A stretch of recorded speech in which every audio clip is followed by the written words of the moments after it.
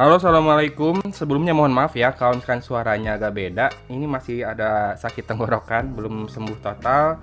Tapi udah nggak sabar pengen unbox. Ini adalah Sharp C10. RAM-nya 4 GB, storage 64 GB. Saya beli di harga Rp1.699.000. Kalau anak topet pasti tahu Doki ya. Kemarin saya belinya di Doki. Tapi saya lihat juga di Oceanic sudah mulai ada dan harganya sama, Rp1.699.000. Menarik sih buat harga segitu, RAM-nya besar, storage-nya besar, dan ini pakai Snapdragon 630. Snapdragon 630 mungkin sekarang yang pakai hanya ada di Asus Zenfone 5Q ya, 5Q. Harganya masih 3 jutaan kalau nggak salah. Tapi memang sebetulnya prosesor itu sudah cukup jadul ya. Sekarang sudah ada Snapdragon 632 yang perform lebih baik. Kita bisa temukan di Zenfone Max M2 dan juga di Redmi 7. Tapi Redmi 7 belum resmi juga di Indonesia. Dan ya, Sharp C10 ini juga belum resmi di Indonesia ya. Saya nggak tahu kiprah Sharp di Indonesia apakah masih lanjut atau tidak. Beberapa waktu lalu Sharp sempat ngerilis beberapa produk loh di Indonesia. Tapi kenapa ya produknya itu lebih nggak kayak ada cita rasa Sharpnya gitu deh. Gak tahu juga penjualannya apakah bagus atau tidak. Ya sudahlah, kita bahas Sharp yang ini saja. Yuk kita unbox dulu. Ya, ini dia penampakan smartphone-nya. Seingat saya beberapa waktu lalu di Banggood atau di Gearbest juga sempat tersedia Sharp dengan Snapdragon 630 dan layar yang sudah punya notch ini. Sudah lebih dulu ya punya notch kayak gitu dibanding yang lain. Dulu harganya sekitar 200 sampai 300 dolar gitu. Jadi sekitar 3 sampai 4 juta. Makanya ini saya emes bisa dijual di harga 1,7 juta kurang 1000. Kita lihat kelengkapannya. SIM tray ejector. Lalu wow, dapat case. Mantap. Saya mulai ngerti kenapa tadi di bagian belakang kardus ini ada tulisan Polandianya, walaupun smartphone-nya made in China ya. Sepertinya ini adalah jatah buat dijual di Eropa. Kita lihat nih daftar service kontaknya Eropa semua. Ya betul. Quick start guide-nya tebal banget karena 6 bahasa ya. Dan ini ternyata adalah hard case dengan tipe smoke white gini ya. Jadi nggak terlalu transparan, masih rada-rada sedikit buram, tapi sedikit saja. Kalau ditempelin sih masih kelihatan jelas ya. Kalau dari jauh nih, tuh buram. Lalu ada garansi Imotech. Ya ini Doki sendiri ya. Alamatnya sama dengan alamatnya Doki soalnya. Bandung di Gatsu, Depok di ITC Depok.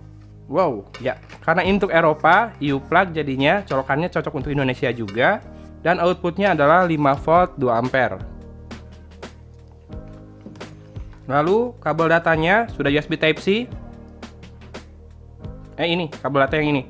Ya, sudah USB Type-C dan ini adalah adapter dari USB Type-C ke jack audio 3,5 mm. Berarti smartphone-nya nggak punya jack audio ya. Dan habis dalam penjualannya, kita beresin dulu ya. Ya, ini dia smartphone-nya. Di tangan terasa cukup compact ya ukurannya. Kita buka dulu plastiknya yuk. Oh, glossy. Warnanya hitam. Glossy seperti hitam piano. Mungkin harusnya namanya warnanya piano black kali ya. Ya, ini ada tulisan Polandianya nih. Jadi memang buat dijual di Eropa sana. Dual SIM karena ada 2 IMEI. Production date 2018 bulan 10. Jadi ini belum terlalu lama berarti ya. Oke, kita lanjut sisi per sisi. Di sisi belakang ada dual tone LED flash, 2 kamera, lalu ada noise cancellation microphone di atas kamera. Di sisi atas ini tidak ada apa-apa, hanya ada garis antena. Di sisi kanan ada tombol power dan volume rocker, garis antena lagi. Sisi bawah 2 set speaker grill, pasti salah satunya mikrofon, lalu ada USB Type-C portnya ya, dan juga 2 garis antena. Di sisi kiri ada garis antena dan ada slot SIM tray. Kita lihat dulu SIM tray-nya. Teng. Ya, ternyata SIM tray-nya dual SIM hybrid ya. Tapi lumayan lah karena storage-nya udah 64 GB, bagi saya sih cukup segitu. Dan di sisi depan ada kamera depan. Lalu ada earpiece di situ. Ya ini sudah pakai ini ya, sudah pakai notch. Dan logo Sharp di bawah layar. Dan ada fingerprint scanner di sisi bawah. Ini sekarang sudah jarang ditemukan sekali ya, fingerprint scanner yang berada di sisi depan di dagu seperti ini. Terakhir yang saya coba ada di Huawei P20 Pro sama Honor 10 ya. Nama custom UI-nya adalah Smile UX ternyata ya. Kita mulai. Ini layarnya kinclong banget, tapi memang si bagian kacanya tuh glossy, jadi agak reflektif. Tapi saya bisa ngelihat layarnya tuh apa ya, enak banget di mata, teduh banget. Kita langsung ke setting dulu. Prosesornya disebutkan 8 cores, memori 4 GB, storage-nya 64 GB. Android versionnya masih Oreo 8.0. Ya, masih yang kuning Oreo-nya. Security patch levelnya ada di 1 Agustus 2018. Oke, up to date, tidak ada sistem update. Storage available 49 GB dari 64 GB. Kemudian kita coba ini ya, screenshot buat tahu resolusi layarnya. Ini resolusi layarnya 1080 x 2040. Jadi bisa dibilang Full HD Plus ya sebetulnya. Soalnya di Tokopedia ini disebutkan hanya HD Plus. Oke, kita akan lihat dulu spek lainnya di Tokopedia sendiri. Ya, ini di halaman doki di Tokopedia. Kita lihat speknya. Face unlock, fingerprint sensor, low light dual camera, sub aqueous full HD plus display. Oh, full HD bener deng. Freeform display, rounded design. Kamera utamanya 12 megapiksel, f1.75. Mantap nih, gede bukaannya. Kamera kedua di belakang 8 megapiksel, bukannya f2.0. Kamera depannya juga 8 megapiksel, f2.0. Snapdragon 630, ada 0508, ada NFC. Mantap. Gyroscope dan lain-lain juga ada. Ya, ada NFC ya. Mantap, mantap. Untuk kamera,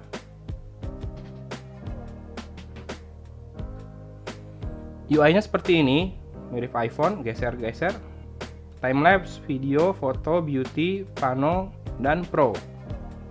Pro-nya ada white balance, ISO, exposure compensation.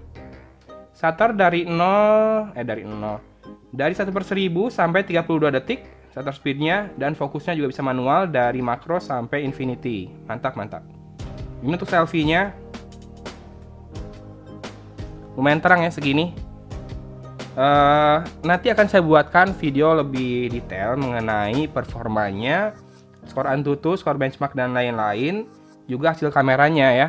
Karena sepertinya saya nggak akan pakai sebagai device pengujian, jadi hanya untuk tes kamera dan tes performa gaming dan beberapa hal. Jadi mungkin nanti reviewnya tidak akan terlalu lengkap, lebih ke hal-hal pentingnya saja, karena ini bukan device bergaransi resmi, jadi perlakuannya harus beda, dan saya pun nggak akan menyarankan Anda untuk membelinya. Ya, kalaupun misalkan tertarik membeli, ya tanggung sendiri lah ya resikonya nanti kalau misalkan ada kenapa-kenapa, termasuk soal garansinya. Terlepas dari soal garansi resmi atau tidak, di harga 1,7 juta kembali 1000 dan juga masih banyak cashback di Tokopedia seperti biasa. Ini adalah device yang sangat menarik karena bentuknya compact, masih punya fingerprint scanner di sisi bawah. Layarnya sih ya udah kekinian lah, pakai notch yang sedikit doang. Ya, seperti ini notch-nya.